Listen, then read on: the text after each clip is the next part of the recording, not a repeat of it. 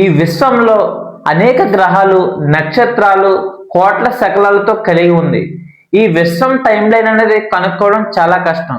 కానీ నేను ఈరోజు బ్రహ్మదేవుని కాలమానం ప్రకారం మన భూమి మీద ఎలాంటి విషయాలు జరిగాయి, ఏ టైం లైన్లో జరిగినాయి, విష్ణు అవతారాలు, ఆది మానవులు, డైనోసర్స్ ఇలాంటి ప్రాచీన కథలన్నీ ఒక సోషల్ కథలాగా నేను వివరించబోతున్నాను.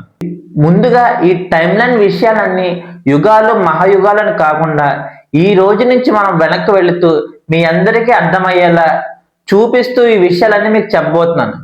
మీరు మాత్రం ఈ వీడియోని స్కిప్ చేయకుండా ఫుల్గా చూడండి, అప్పుడే ఈ విషయాలన్నీ మీకు అర్థమవుతాయి. ఒక రోజుకు 24 గంటలు ఉంటాయి. ఈ 24 గంటలని ఒక సర్కిల్ రూపంలో చూస్తే ఈ సర్కిల్ అనేది కంప్లీట్ అయితే ఒక రోజు పూర్తవుతుంది.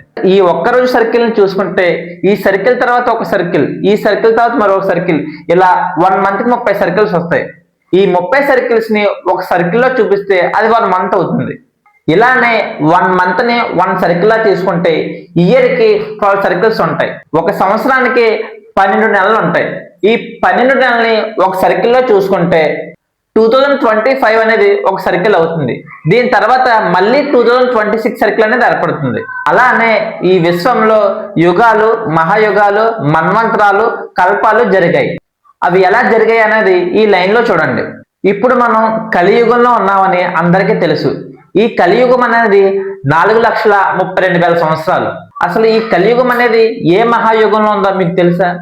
ఇప్పుడు మనం 28వ మహాయుగంలో, అందులోని కలియుగంలో ఉన్నాం. ఒక కలియుగాన్ని ఒక సర్కిల్లో చూసుకుంటే 4 యుగాలు ఒక సర్కిల్లో వస్తాయి. మన 28వ మహాయుగంలో కలియుగం మొదలై కేవలం ఇప్పటికి 5,000 సంవత్సరాలు అయింది. అంటే 4,32,000 సంవత్సరాలు ఉన్న కలియుగంలో మనం మొదటి 5,000 సంవత్సరాల్లో ఉన్నాం. 28వ మహాయుగంలోని ద్వాపర యుగం చివరిలో విష్ణు అవతారమైన కృష్ణ అవతారం, మహాభారత యుద్ధాలు జరిగాయి. అంటే కేవలం 5,000 సంవత్సరాల క్రితం మాత్రమే ఈ విషయాలు జరిగాయి.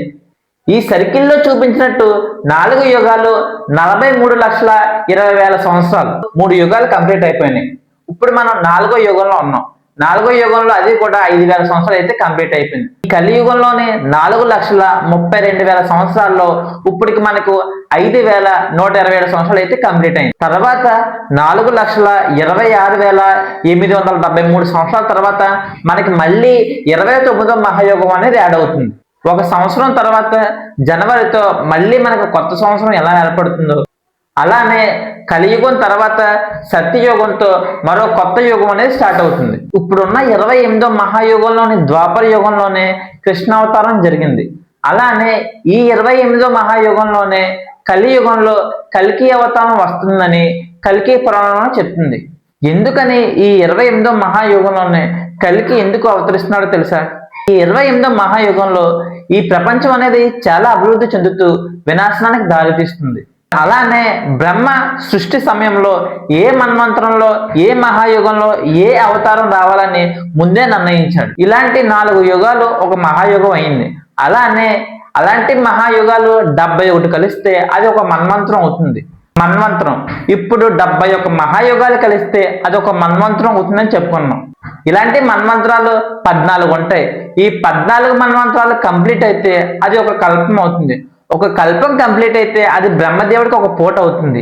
720 కల్పాలు కంప్లీట్ అయితే అది బ్రహ్మదేవుడికి ఒక సంవత్సరం అవుతుంది. దానినే బ్రహ్మ సంవత్సరం అంటారు.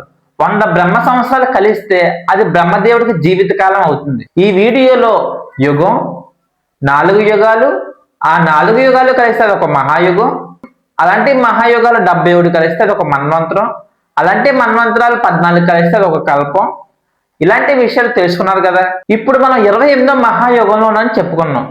కానీ ఏ మన్వంతరంలో ఉన్నాం, ఏ కల్పంలో ఉన్నాం, విష్ణు అవతారాలు ఏ మహాయుగాలలో జరిగాయి, ఆది మానవుల సృష్టి అనేది ఏ మహాయుగంలో మొదలైంది, రామావతారం ఎప్పుడు జరిగింది, ఇలాంటి ఎన్నో విషయాలు పార్ట్ 2లో చూడండి.